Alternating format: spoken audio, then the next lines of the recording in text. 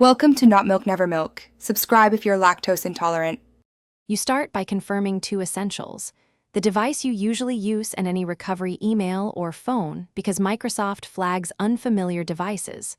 Once done, go straight to Account. Microsoft. Choose Sign In, then click Forgot My Password. This is how you trigger the recovery flow. Next, select the reason for the reset so Microsoft applies the right checks, enter your account identifier, and complete the CAPTCHA to prove you are not a bot. This prevents automated attacks. Now you verify who you are.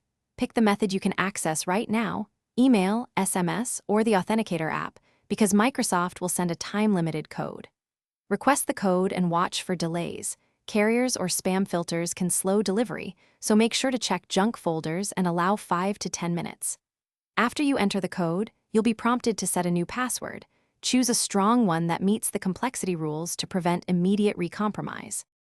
Finish by confirming sign-in and immediately updating your security info.